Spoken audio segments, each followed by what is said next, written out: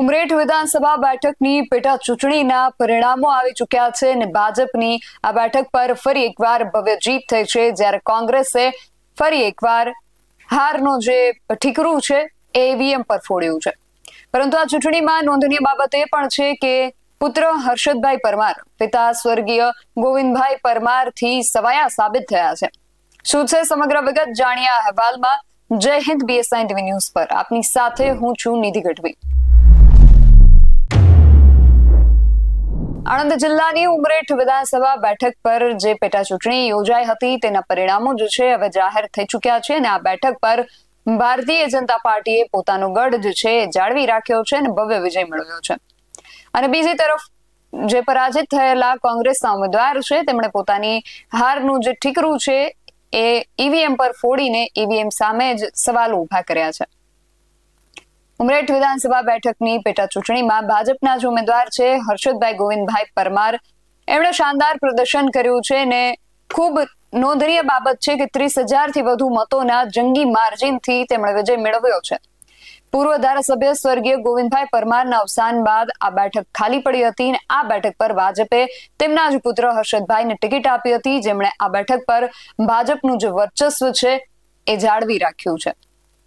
જીત બાદ હર્ષદભાઈ પટેલે શું કહ્યું સૌથી પહેલા એ સાંભળીએ અને અન્ય જે પ્રતિક્રિયાઓ આવી છે તેના પર પણ એક નજર કરીએ.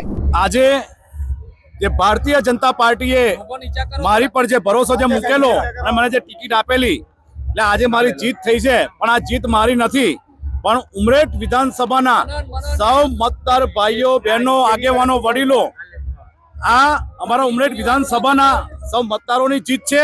અને આ જીતને હું મારા સ્વર્ગીય પિતાશ્રી ગોવિંદભાઈ પરમારને શ્રદ્ધાંજલિ સ્વરૂપે હું સમર્પિત કરું છું.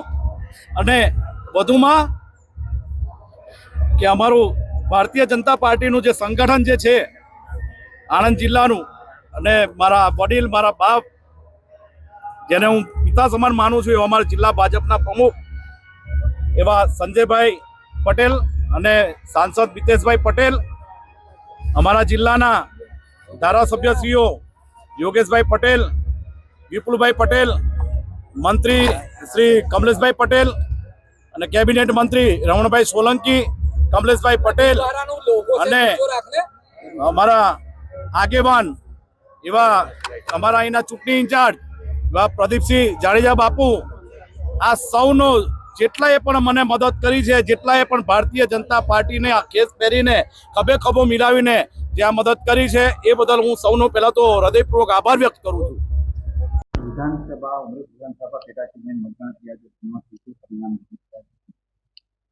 ઉમરેઠ વિધાનસભા પેટા ચૂંટણીના મતગણતરી આજે સવારે 8 વાગ્યાથી શરૂ થઈ હતી, જે હમણાં ઈવીએમ્સના તમામ રાઉન્ડ, પોસ્ટલ બેલેટ તમામની મતગણતરી પૂરી થઈ ગઈ છે.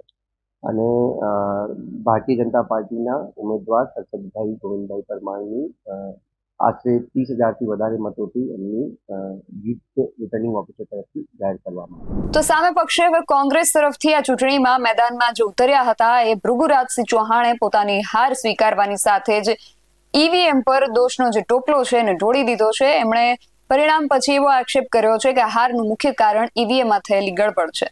ઉલ્લેખનીય છે કે મતદાન દરમિયાન પણ રાજકીય ગરમાવો જોવા મળ્યો હતો, જે હવે પરિણામ બાદ આક્ષેપ પ્રતિ આક્ષેપમાં ફેરવાયો છે. પરંતુ આ આક્ષેપ કરતા ભૃગુરાજસિંહ ચૌહાણ શું કહી રહ્યા છે એ પણ સાંભળીએ.